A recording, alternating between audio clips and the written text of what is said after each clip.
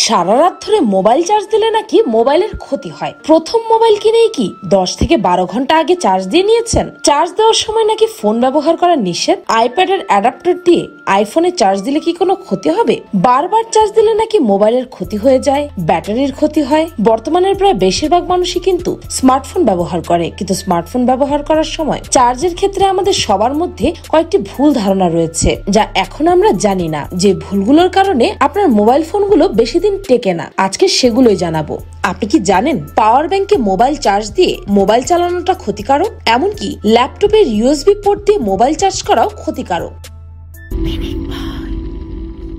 Number 1, power bank. আমরা এখন প্রায় সবাই পাওয়ার ব্যাংক ব্যবহার করি। যদিও আমরা অনেকে মোবাইল ফোন চার্জে দেওয়ার সময় মোবাইল ব্যবহার করি না, কিন্তু পাওয়ার ব্যাংকে মোবাইল চার্জে লাগিয়ে কিন্তু নির্বিঘ্নে মোবাইল ফোন ব্যবহার করি। কিন্তু অনেকেই জানেন না পাওয়ার ব্যাংকের মধ্যে চার্জ দেওয়া অবস্থায় ফোন ব্যবহার করা উচিত নয়, কেননা পাওয়ার ব্যাংকের সাহায্যে চার্জ করার সময় ব্যাটারি গরম হয়ে যায়। একই সঙ্গে ফোনটি ব্যবহার করলে তা আরো গরম হয়ে যাবে, যা ব্যাটারির জন্য ক্ষতিকর।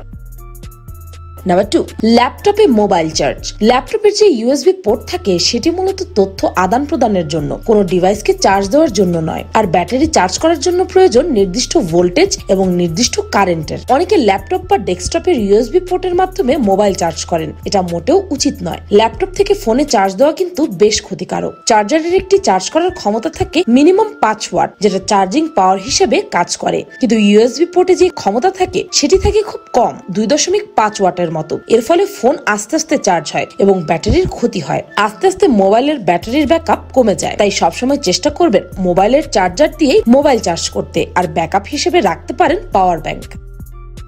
নাম্বার 3, মোবাইলের চার্জ নাকি 10% এর নিচে না আসলে চার্জ দেওয়া যাবে না। অনেকে মনে করতে পারে মোবাইলের চার্জ 10% এর নিচে আসলে তারপর চার্জ দেওয়া উচিত, যেখানে এটি আসলে সম্পূর্ণ ভুল ধারণা। বর্তমানে যেসব লিথিয়াম আয়ন এবং লিথিয়াম পলিমার ব্যাটারি যুক্ত স্মার্টফোনে ব্যবহার করা হয় সেগুলোর অনেক নিরাপত্তা পদ্ধতি থাকে এবং এগুলো থাকে অনেক ক্ষমতা সম্পন্ন। এসব ব্যাটারিতে 10% এর নিচে আসলে চার্জ দিতে হবে, এই ধারণাটি সম্পূর্ণ ভুল। এসব ব্যাটারিতে আপনি যে কোনো পার্সেন্টেজ থেকে চার্জ শুরু করতে পারেন, এতে কোনো সমস্যা হবে না। তবে আপনি যখন আপনার স্মার্টফোনকে চার্জে দেবেন তখন খেয়াল রাখতে পারেন যেন সেটি 30% এর নিচে হয়। এটি যে 10% এর নিচে আনতে হবে এমন কোনো কথা নেই।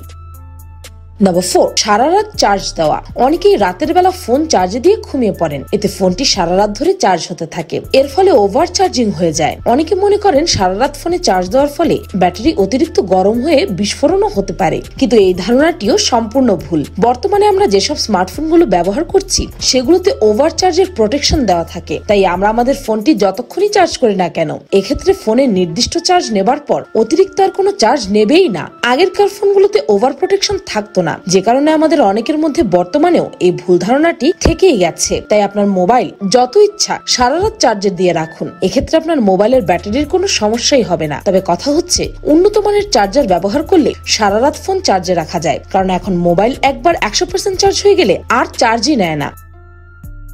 নাম্বার 5, ব্যাটারির চার্জ একেবারে শেষ না হলে চার্জ দেওয়া যাবে না। স্মার্টফোনের লিথিয়াম আয়ন ব্যাটারি সম্পর্কিত এটি বহুল প্রচলিত একটি ধারণা। বিশেষজ্ঞদের মত হচ্ছে ব্যাটারির চার্জ একেবারে শেষ হওয়ার আগে চার্জ দেওয়া শুরু করলে কোনো ক্ষতি নেই, বরং তা ব্যাটারির আয়ুর পক্ষে ভালো। চার্জ ধরে রাখার ক্ষমতা পুরোপুরি হারানোর আগে ব্যাটারিকে চার্জিং চক্রের একটা নির্দিষ্ট সীমা পার করতে হয়। তাই ব্যাটারি পুরনো হয়ে গেলে ব্যাটারির আয়ু কমে যেতে থাকে। যখন চার্জ পুরোপুরি শেষ হয়ে যায় তখন একটি সাইকেল শেষ হয়। ব্যাটারির আয়ু বাড়াতে তাই কিছুটা চার্জ থাকা অবস্থায় আবারও মোবাইলে চার্জ দেওয়ার পরামর্শ দেন বিশেষজ্ঞরা।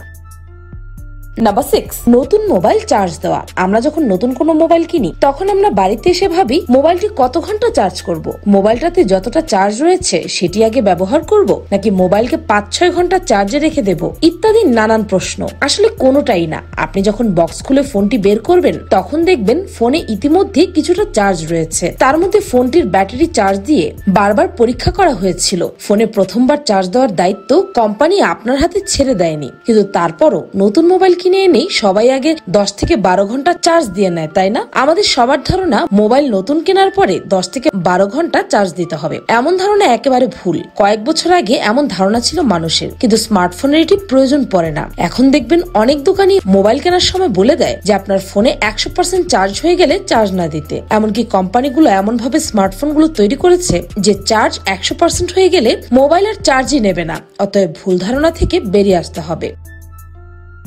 নাম্বার 7, ফোন বন্ধ করলে ব্যাটারি নষ্ট হয়ে যায়। কেউ কেউ ভয়ে ফোন বন্ধ করে না, চাইলে এরোপ্লেন মোড দিয়ে রাখে, তবু শাটডাউন করে না। তাদের এমনটা করার পেছনে অন্যতম কারণ থাকে ব্যাটারি ক্ষয়ের ভয়। বারবার ফোন বন্ধ করলে ব্যাটারি তাড়াতাড়ি নষ্ট হয়, এমন ভ্রান্ত ধারণা অনেকের মাঝেই রয়েছে। ফোন বন্ধ করা বা না করা ব্যবহারকারীর নিজস্ব পছন্দ মাত্র, তবে এতে ব্যাটারির স্বাস্থ্য আসলে ক্ষতিগ্রস্ত হবার কোনো আশঙ্কাই নেই।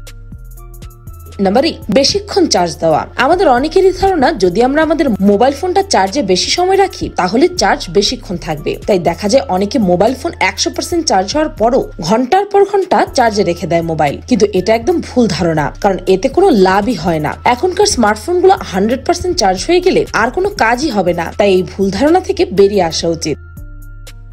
নাম্বার 9, লোকেশন সার্ভিস ব্যাটারির জন্য নাকি ক্ষতিকর। মোবাইল ফোনে চালু অ্যাপগুলো বা অবস্থান সংক্রান্ত সেবা দিয়ে থাকে, যেমন লোকেশন অ্যাপ বা এরোপ্লেন মোডে রাখলে ব্যাটারি বেশিক্ষণ থাকে। এমনকি ওয়াইফাই, জিপিএস এগুলো অন করে রাখলে সেটি আস্তে আস্তে ব্যাটারির ধারণ ক্ষমতা নষ্ট করে দেয়। এরকম অভিযোগ অনেকের কাছেই শুনে থাকবেন। আইটি বিষয়ক সাইট অ্যান্ড্রয়েড অথরিটির মতে এটাও ভুল ধারণা। এরকম অনেক সেবামূলক অ্যাপ রয়েছে যেগুলো ব্যবহার করলে আপনার অ্যাপের চার্জ দ্রুত ফুরিয়ে যেতে পারে। তার মানে এই নয় যে এটি আপনার মোবাইল ফোনের ব্যাটারির জন্য ক্ষতিকর। আপনি আপনার মোবাইল ফোনে লোকেশন সার্ভিস ব্যবহার করতে চাইলে তা নির্বিঘ্নে ব্যবহার করতে পারেন, এটি কখনোই আপনার ব্যাটারিকে নষ্ট করবে না।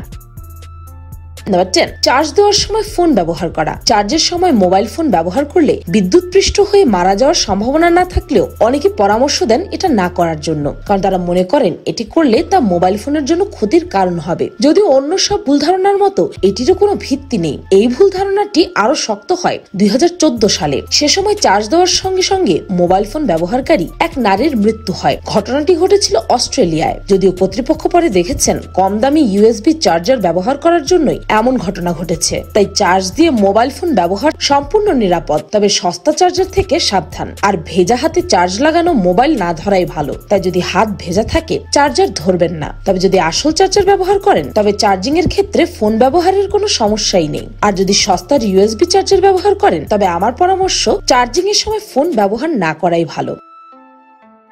নাম্বার 11, মোবাইল পুরোপুরি চার্জ করা উচিত নয়। আমরা যখনই মোবাইল চার্জে দিই তখন পুরো 100% চার্জ করে নেই। সাধারণত চার্জ 20% নেমে এলে স্মার্টফোন নোটিফিকেশন দিয়ে ব্যাটারি সেভার অপশন চালু করার পরামর্শ দেয়। এ ধরনের নোটিফিকেশন পাওয়ার পর ফোন চার্জে বসানো জরুরি। বিশেষজ্ঞদের মতে বেশিরভাগ সময় যে কাজটি করা হয় তা হলো ফোনের ব্যাটারি পুরোপুরি চার্জ দেওয়া, যাতে ব্যাটারি তার সর্বোচ্চ সার্ভিস দেয়। কিন্তু 80% চার্জ হওয়ার পরপরই চার্জ বন্ধ করে দেওয়া উচিত। স্মার্টফোন বা অ্যান্ড্রয়েড ফোনগুলো 40% থেকে 80% মধ্যে সবচেয়ে ভালো কাজ করে। বারবার চার্জ দিলে ব্যাটারি বা ফোনের ক্ষতি হতে পারে বলে যে প্রচলিত ধারণা রয়েছে তাও কিন্তু সত্যি নয়।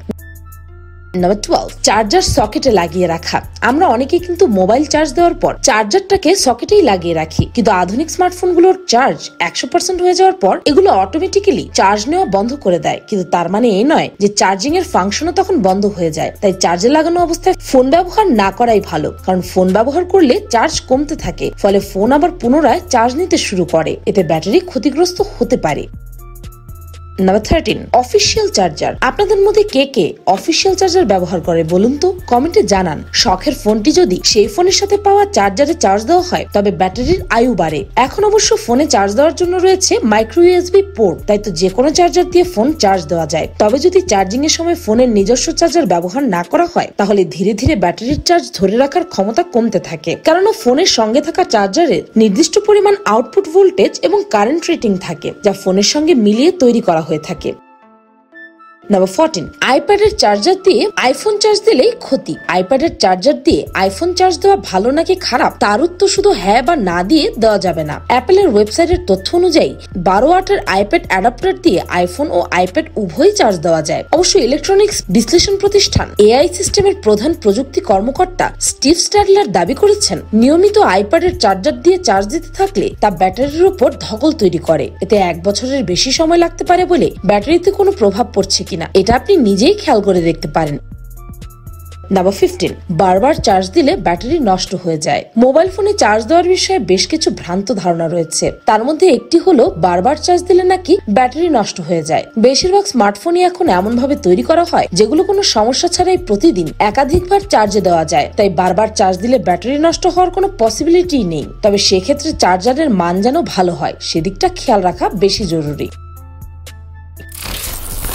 মোবাইলে চার্জ দেওয়া নিয়ে আমাদের মধ্যে অনেকেরই অনেক দ্বিধাদ্বন্দ্ব থাকতে পারে, কারণ আমরা সবাই স্মার্টফোন চালালেও এর সঠিক চার্জ দেওয়া সম্পর্কে কখনো জানার চেষ্টাই করি না, তাই এরর কথা বিশ্বাস করে বসে থাকি। আস্তে আস্তে স্মার্টফোন গুলো আরো আপডেট হচ্ছে, যার ফলে আগে যেসব প্রতিবন্ধকতা বা রুলস ছিল সেগুলো বেশিরভাগই এখন নেই। তাই আপনি এখন নিশ্চিন্তে মোবাইল চার্জে দিয়ে ঘুমাতেও পারবেন, এতে কোনো সমস্যা নেই। ভিডিওটি ভালো লাগলে আপনার ফ্রেন্ডস এন্ড ফ্যামিলির সাথে শেয়ার করে মোবাইল চার্জিং সম্পর্কে তাদেরও ভ্রান্ত ধারণাগুলো দূর করে দিন। আর পিনিক পাই চ্যানেলকে সাবস্ক্রাইব করে বেল আইকনে অল নোটিফিকেশনস অন করতে ভুলবেন না। জানো আমি ফাল্গুনি, আজকের মতো পর্যন্তই, দেখা হচ্ছে পরের ভিডিওতে।